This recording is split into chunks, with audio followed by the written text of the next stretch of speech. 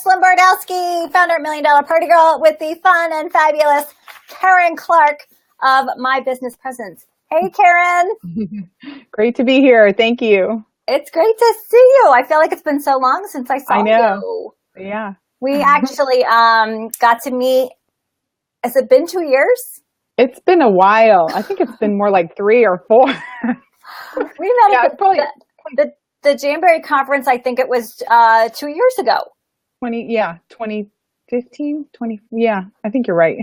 Yep. Something like in California. Yeah. And of course, I've been stalking you anyway. I'm always sending your articles. Yeah, we've been mutual fans for a while. Yes, mutual fans. Hey, Angie. Hi, Lori. Lori Girardi's watching. Hi, Lori. Sandra. Hey, everyone. So yes, this is part of our summer success series. I'm going to see if I can change our view a little bit so you guys can see everything. So today we're talking about social media, which is such ongoing a hot topic. So many direct sellers want to just do their business right here. Yep. Can I just do my entire business right here? And so really everything that you're doing is so important. And I know you just launched your second book. You started with social media for direct sales. Now you've got social media for direct sales leaders. Yeah. Right? Because there's so much more that leaders are doing, especially as influencers, running their groups and all of that. Joy Farley's in the house too. Hey, yeah, basically I didn't have enough room in the first book for everything I wanted to say. So I set it aside and I said, all right, that's going in the leader book because I knew there was going to be plenty of info. That I know, it's thick. It's a thick book. I could probably write 5 more books. And then the problem is every year you have to go back and edit them because everything changes. So I'm planning on doing that too. So I'm probably going to stop at these 2. I know, because literally whatever you wrote has probably already changed today.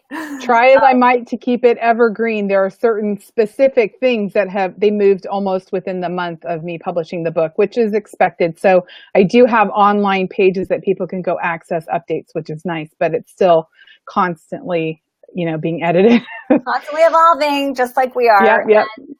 So thank everybody for joining. Whoever is live here in the comments, make sure if you've got Facebook questions, put them in the comments. We'll highlight them on the screen and we'll see if Karen can get to them. She's going to be with us for about 30 minutes. And then guess what? She'll be back to pick a prize winner. Somebody's winning a signed copy of the whole book. Or both books. Both books. The one for representatives and then one for leaders. 2 books. Sweet. Yay. I'm just seeing who else is here. Kelly's saying she lost the sound. Uh-oh. Hopefully that's not us and it's more Wi-Fi. Sometimes, it's just bandwidth and Wi-Fi. But once we're done, this will be published. You can watch the replay. So if you're watching replay, type replay so that we know that you were here and watched and tuned in so we can say hi. All right. So let's get started. So you got your second book done. And like I said, Facebook is such a hot topic for direct sellers that really want to sell online. So what is the latest news? if you can get us up to speed. Yeah, it's like I said, constantly moving and changing, and it's hard for individuals to keep up with everything. So, I really hesitated for years in not wanting to write a book because you'd be crazy to write a book on social media because it changes so fast. But I realized how much of a resource people need to be able to just access easily and get the basics. So since then, so you'll know one of the biggest things that I'm editing with the next edition that I'm hoping will come out about September, October, is the change with Facebook groups. So in the first book, I'm like, no, stay away from groups. It's Facebook jail city, except for team groups or support, customer service type of groups. But now we can link them to our business pages, and that is a game changer. So I'm going to kind of wait it out a little just to see how things shake out. But my feeling is so far that if you link your group to your business page, then when you post something in your group that originates as your business page, it's okay to do something that is kind of a little on the salesy or the more business side. Whereas if you're posting it as your personal profile, it's a little bit more risky. Yeah. So that is like I have been praying for that change, because although I still encourage people to mostly use the business page, I know there's a lot of people that are really attached to groups, and some companies even really encourage people to use groups, but then it's problematic because of the Facebook jail issues. So that is a big one. The biggest thing that I think people need to be aware of is once you do link your group, you can still toggle between posting as yourself or posting as your business page. So just be aware when you're posting anything kind of businessy, do it from the business page. And that really, really helps. And then what it does is it creates a tab on your business page for groups that your page is linked to. So it can actually help you get new group members, because you might have been discovered on your business page because it's public, and when people like it and comment, it gets shared out there in the news feed. And then they discover your group, and they can get a little bit more of a closer relationship with you in your VIP group or customer group. And that is like one of the biggest changes that I can't wait to really dive into and see how it shakes out. I know that I talked about a year ago, I talked to a representative at Facebook about the whole group issue because it's driving me crazy, and that I get a lot of pushback from me, when I tell people be careful in groups if you're using them for parties especially. And the Facebook group, the rep that I was talking to said, oh, Facebook pretty much ignores groups because there's no way to monetize them, and they're just kind of like, they're forgotten stepchild or something. And I'm like, what are you talking about? Like, our industry loves groups, and there's no better way to build community and really get to know. I mean, you could have 100 people on your business page that never like and comment, but when you put something in a group, they're there because it's private. They feel safer commenting and all that kind of stuff. So he wrote down all these notes because I was, telling him all this stuff, how we like to do things. And also I went to a Facebook event here in San Francisco, and I wrote this, they give you these cards, you can give them feedback and ideas. So I'm like scribbling all like crazy. My wish list. I know, my wish list. I'm like explaining, God, we really need to pay attention to this. So I can't take credit for this change exactly, but I gave them their feedback. And I think what they finally realized is because of the algorithm changes and all that, people have been flocking to groups a little bit more. So they're like, okay, we got to figure out how to monetize this. So if you can attach your business page, eventually you'll be able to use that to offer products, services, ads, and those kind of things, which will make Facebook money. So in the long run, even if we don't spend a dime, it's a benefit to us in direct sales. So I'm super excited about that. I'm already seeing the ability to boost the post. Yeah, right. Exactly. If you post it as your business page in the group, you can boost it. You can boost it. So it's already, remember, Facebook is for profit. Oh, and one other thing I want to change, or I'm going to edit also in there, is that it used to be on Instagram, you could not add links to your posts, and now you can. Same thing with Instagram stories now. So far, I think it's only with the verified accounts where you can have people swipe up to get to link. But what I've heard is that it's starting, just like with most of the other really good features, they roll them out with the verified pages and celebrities and stuff first, and then we all end up getting that. So I'm hoping that we'll be able to do that with the Instagram stories. Snapchat just came out with a way for you to be able to add links to your things also. And then the Facebook stories, your Facebook day thing is also going to have that. So that's coming soon also, which will be good because some people like to post in those. I haven't particularly seen a really good way to monetize that, mostly because you can't add links to it or anything like that. But with that ability, I think that will change as a way for you to kind of be able to post a little bit more. What I'm seeing with the summer events that are going on, a lot of people are using Instagram stories or Facebook stories because you have a lot of things to post, but you don't want to necessarily overwhelm your newsfeed with 20 different posts in a day. So use your Facebook stories or your Instagram stories to just post things throughout the day, and it makes it super fun. So I'm looking forward to that kind of evolving into more of a business model also. Those little nuggets that you can, flash out there. Yeah. And actually, I'm glad you said that about groups because that is a huge change. And the biggest question that I get asked, and I know a lot of my community is watching right now, so you guys feel free to ask your questions right now, is what is the difference? This is the biggest challenge direct sellers are having. What do I post on my business page versus what do I post in my group? Yeah, that's a very good question. And I get that a lot because, so the way I look at it as your business page is outreach to new people, even though you're going to have existing people on your business page, because maybe that's how they first found you, or you invited them, at your events, your parties, or whatever, to like your business page. But think of that as your outreach to people who have not yet met you. They don't really have a relationship with you. They might not have even heard of your company or your product. They might have just come across you because one of their friends liked your posts, and then they see it and they like it, and so on. So if you think about what are the kind of introductory types of things where you're sharing information, maybe ingredients, it depends on the type of product, fashion ideas, links to different articles, things like that, that kind of establish you as an expert on your topic, whether it's, weight loss, jewelry, food, those kind of things. So it's not all marketing messages. No. So the vast majority of what you post should be things that people can use, whether or not they're already your customer or whether they ever even plan on becoming your customer. So the idea is that you're building up trust and really establishing yourself as the go-to place. So we all have those pages that we know we like to go to for news or for recipes or, fashion advice, just like magazines and blogs and those kind of things that we follow. You want to be that person for the people that are interested in your topic. And then once in a while, when you do say, here's our new product line, or, I have next Thursday open for a party, who wants to book one?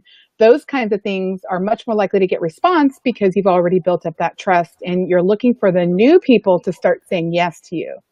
And then I look at groups as opposed to the business pages as more of your inner circle, people who already know you, people who have already experienced your product in some way. They already have said yes in some way. Now, sometimes you get random people who don't yet know you. Or maybe they used to buy, Tupperware long time ago, and now they just found you as you're going to be their rep, so they join your group, that kind of thing. But for the most part, they're already familiar with you. So that's where you can dive into more of the how-tos, tips for using the products, new recipes, maybe a sneak peek into your new launches, things that are coming out. I know a lot of conferences are going on right now, and you might have already gotten wind of some of the things coming. You're not allowed to share, but maybe you can say, how many of you like, minimalist jewelry or something? And you're kind of hinting that might be something that's coming, and, get conversations going and let them know you're going to share as soon as you get the information you're allowed to share. Sneak peeks, those kind of things. Spoiler alert. Right. Spoiler alert. Exactly. Hashtag.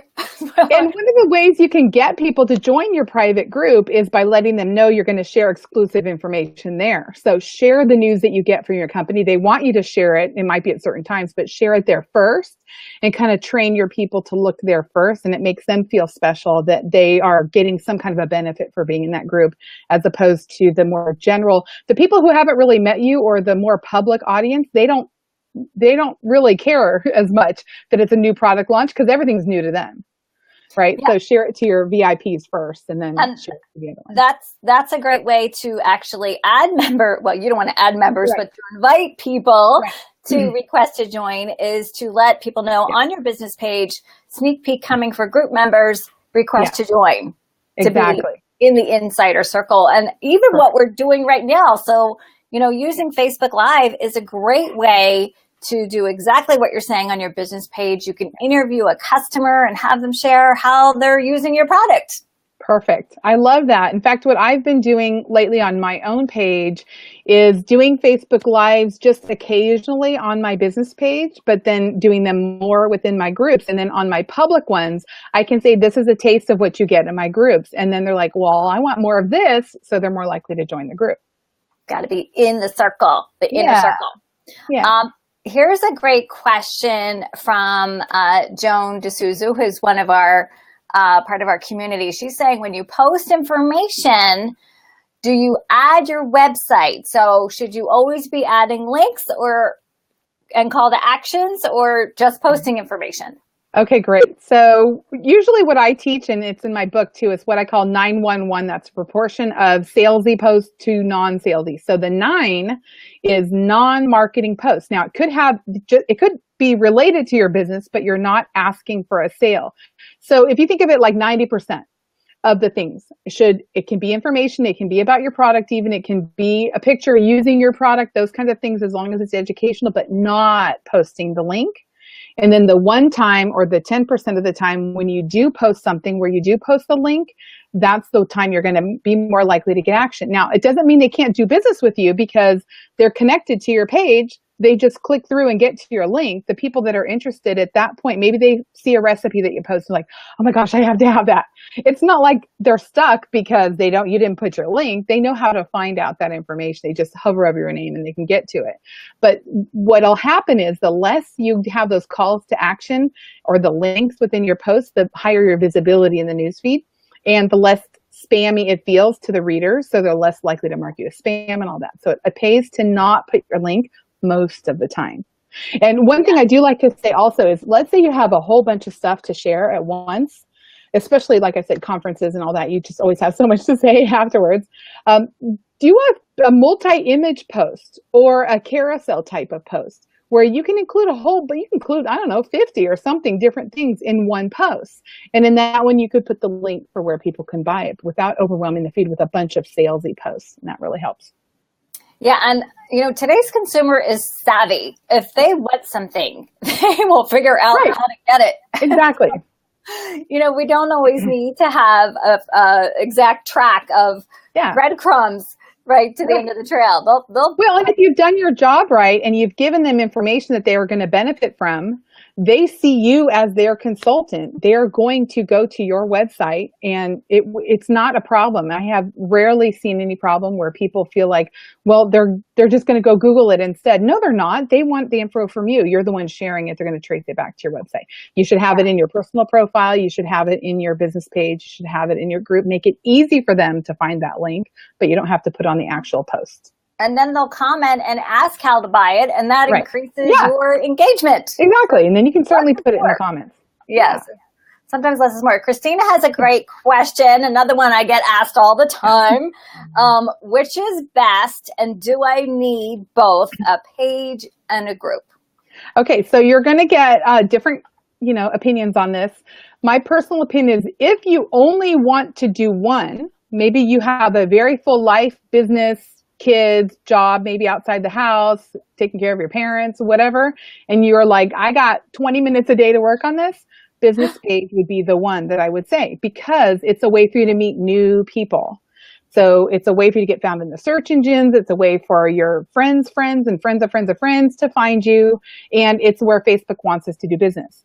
If you have time for two, and there's different ways you can work it for how much time it's going to involve, then certainly I would recommend doing both.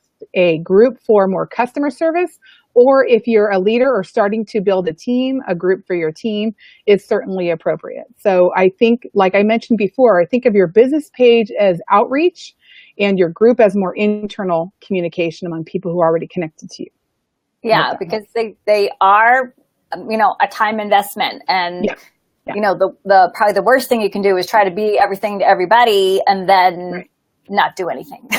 Yeah, and along those lines also be considering how duplicable you're being also. So if people see that you're constantly, posting on your business page and you have your VIP group and you're posting 3 times a day in there and you have your team group and you're posting on your personal profile, people look at that and they're like, I couldn't do that business. I have a life. I don't want to be on Facebook all day long. So the simpler you can make it, the better your sponsoring will be ultimately also. Yeah, true. And I know we're both a big fan of using those time-saving tools like SendShare and scheduling a lot of that out. Perfect. Thank God for those. So I could not do a Facebook party without Share or run my group. Here's a great question from, so hopefully that answered the question. I like that. There is no perfect answer. You have to do what works for you at the end of the day. Absolutely. Casey's asking, she's also in our VIP community, how can we incorporate serious issues in with our business? So she has a vision to empower women, and there's I know Casey, she's got like a charity focus she's working on. Can she juggle between her personal passions and what her customers might be more interested in? I love it. I see more and more people doing that. One of the things, and I know you've experienced this also, because we get into direct sales for a certain reason, whether it's the income or the product or whatever, but the personal development that we experience, just I mean, we just never really expect to get that. And as we grow, we start to see how can we help others. This is how I kind of got into what I'm doing. You're probably the same way. And maybe that's what Casey's kind of going through. And you start to feel like you have a message or something that really you want to get out there. And so I guess the biggest question for me would be is, if you're sure that your existing audience is kind of in your demographic for who would benefit from your other message, then certainly keep them together. And then what I would think is, and not knowing you exactly, it's kind of hard to say, but for the most part, even if you're not doing all that, you're really just like sharing your direct selling business. What happens is, because of how you show up, if you're the kind of person who does kind of the way I teach, where you don't, say or be or do anything online that you wouldn't offline, if you're showing up really authentically, you're going to naturally start attracting people who are in alignment with your values anyway. And so what'll happen is, as you start getting that secondary message out there on your business page, assuming it's not like a complete clash, right, where it's just like a complete disconnect, in which case I would say maybe do 2 different pages and separate it. But assuming it's something that's in alignment with your existing audience, then there's nothing wrong with kind of weaving that in to where once in a while you talk about your message and the other times you talk about your business. It's just personal preference and how much time you want to deal with, posting things. But it might be something where, if it dovetails nicely with what you do, it might help some of your customers take part in your overall vision as well. And maybe the product is kind of the gateway into that bigger purpose that you're a part of. So I think that works great. I think that's a great answer. And you know what? I think, so many women are mission driven. We want to make a difference. We want to make an impact. And so being a part of that, that's part of your team. Your customers are part of your team. I think really connects people to you even that much more. Yeah. Oh, I should mention also, the only other concern would be is if your company has if you're selling a service or a product, like let's say you're a coach, or, you're selling an online course or something like that, that's outside of your direct selling business, a lot of the companies don't want you to be marketing those on the same page. So it might be appropriate to have a business page for that other thing and keep that part separate. But certainly the quotes and the, ideas and those kind of things that they dovetail would be appropriate. It just would be the calls to action you might need to keep separate on another page. Yeah, that's perfect. In general. I like that. Yeah. Calls to action somewhere else. Yeah. Yeah. So not everybody might rally behind that. Right. A great question from Angie. She's asking about attraction marketing, which is a buzzword we're hearing a lot. It's just, you and I have both been in direct sales for a long time. Yep. That's like, Think and Grow Rich, or the secret, now it's called attraction marketing. It's like how to win friends and influence people. Yep. And branding. Yeah. So how does that all tie in? Yeah. So, like you said, it's kind of like the buzzword. It's really, to me, just being yourself. People tend to kind of overcomplicate things. In what it's become lately, or what I've seen lately with the personal branding, is a way for you to create your own, Karen's red widgets that's generic versus my company name, so that if you change companies in the future, or if something changes in your circumstances, you would still have that overall brand. And that's a personal preference. A lot of people like to do that. There's pros and cons to both. I do think that attraction marketing is, honestly, I look at it more as the search engine optimization, because I just think that way. That's how I got into internet marketing, was just learning, how do I put things on my website that people are actually searching for?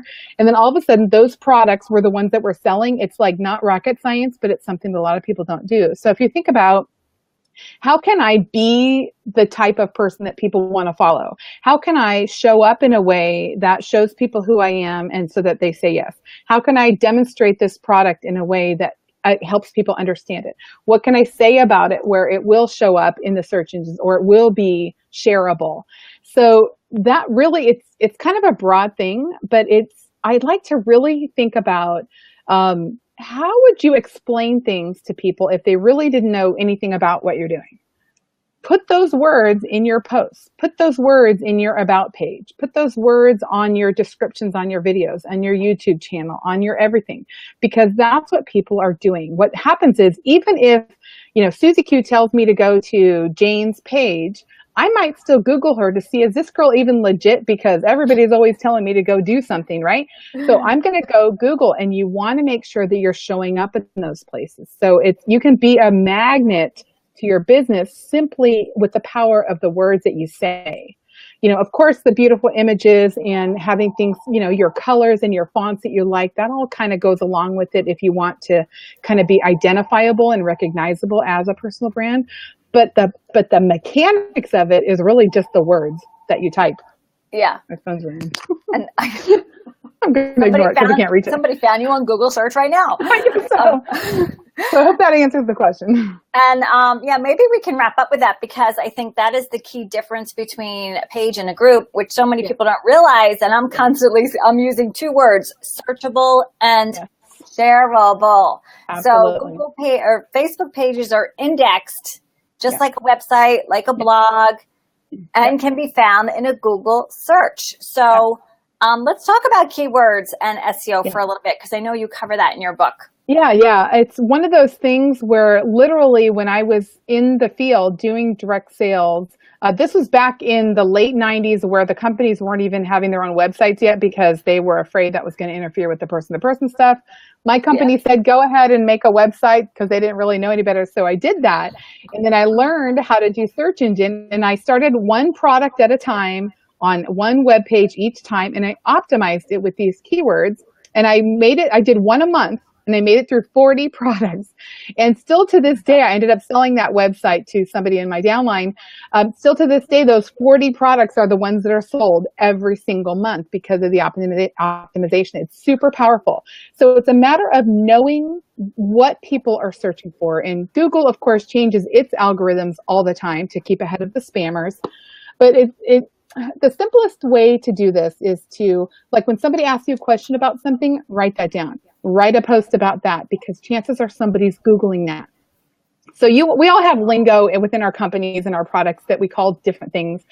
Somebody was, I forget what it was. Somebody was selling something the other day, and I was like, I have no idea what this thing even is. And then I went and looked at the website, and then I understood it, because what's a normal person going to call? There was a product once that was like it looked like fused glass to me, but that's not what they call it. But if I'm going to look for that thing, I'm probably going to look for fused glass necklace, right? So it's knowing what regular everyday people would be calling your things. There's keyword research tools you can get online for free. I like to use Google AdWords has a tool. You don't have to sign up for Google AdWords to use it, but it's their keyword tool to search for which ones are the most valuable, if you want to get really analytical about it. There's hashtags also that can help. And even if you're not using it as a hashtag, the hashtag popularity is a kind of a key as to what words might be good in the search engines. I like to use hashtagify.me, which is a search for hashtags like, put in skincare and it'll tell you beauty, makeup, those kind of related words, which is nice also. But just a simple fact of adding a caption to every picture, every video, every post that is a natural sentence or two about what it is you're trying to convey will help that post show up in the search engines. And everybody right now, even on your pages, if you click at the time and the date of your last post, it opens that post into its own page by itself. You know how it'll say Karen Clark, yesterday at 2 p.m. If you click the yesterday at 2 p.m., it opens it up. That shows you every single post is its own whole web page in the search engines. And because of the links going in and out and the words coming in and the freshness of the content, Facebook pages are really highly ranked in the search engines. So that's one thing you guys can all do very easily, is just kind of making sure that you're using words that people might be actually searching for. Yes. Thank you. I think we will end on that note. I'm just checking. I just put the link to Hashtagify in the comments for everybody that's watching. Yay. Rebecca just popped in. And so here's something I did when we started our Summer Success Series. It's a tip a day.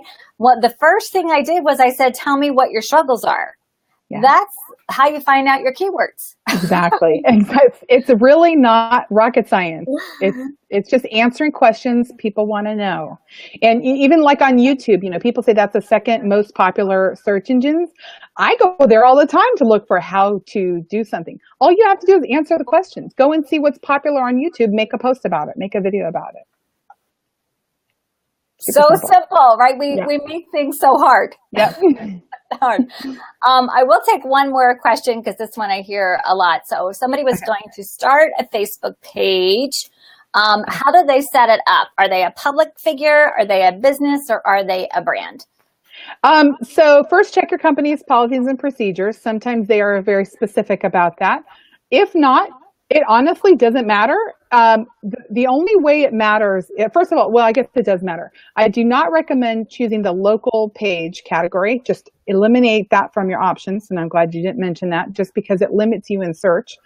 But there's, so what I do is look for the main category and then the subcategories, whatever is the most appropriate.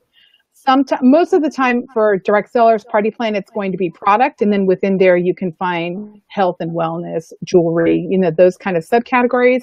Or if you want to just put company and then website, general. The only thing that really comes into play is when somebody knows the name of your page and they're searching for it, it will give them the different options based on what category they're in, but that doesn't really happen.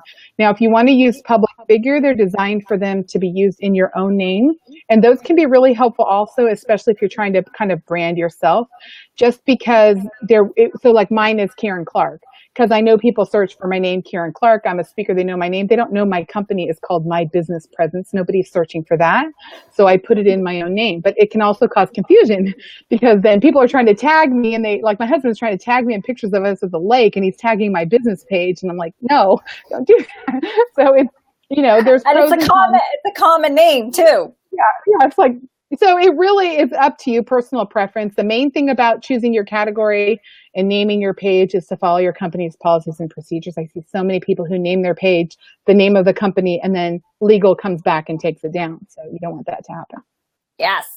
Many direct sales companies, you cannot put the name of your company in your page name, and a lot of direct sellers don't know that. You have to put independent consultant if you're going to mention the name. Otherwise, just make up another name instead. Yeah. Well, thank you so much. I appreciate you taking your time out of your day today. We'll be back to pick the winner. So Karen will come back and check the comments. She's got both of them. If you haven't commented, add a comment in here, and then we'll pick the winners from the comments. You'll get 2 of these books, and I'll ship them out right away. Awesome. And Karen, where can everybody find you? I know you have a great blog. I always go to your Facebook page to get the latest and greatest social media tips. So where can they find you? Yeah, so my main website is mybusinesspresence.com. And so my Facebook page, it's facebook.com/mybusinesspresence. But if you just search for Karen Clark, you'll see there's a personal friend page, and then there's a like page also. So that would be, I give a new tip almost every day. I follow my 911 rule. By the way, the third part, the one is personal, casual, and fun. I try to do that. In fact, I often forget to do any kind of promotion. So you'll learn a lot on that page. And then my books are all on my main business page also. And they can also, for somebody that doesn't win and still wants the book, they're available on Amazon, correct? Everywhere. Yep. They're available everywhere. Amazon, Barnes & Noble, overseas, in the U.S., everywhere. Just if you search for social media for direct selling, Karen Clark, both of the books should come up. Okay, terrific. And again, we'll make sure we go back. We'll put the link to Karen's website right in the comments for you guys. And it's also in the top of this post. So it's easier for you to find. Thank you so much. I really appreciate you being part of the series to help direct sellers make more money all summer long. Woo, awesome. Right? You still have bills to pay, ladies and gents. Got to keep going. Keep it going. Yes. Thank you so much. We appreciate you. Have a really great rest of the week. I know you're here broadcasting from the West Coast, and I'm on the East Coast. So you still have the full day ahead. The whole rest of my day. I just got out of the shower a half hour ago. This is great. I think we were blow drying at the same time. Oh my God, gotta get ready. All right, see you later, everybody. All right, bye. Thanks, Karen.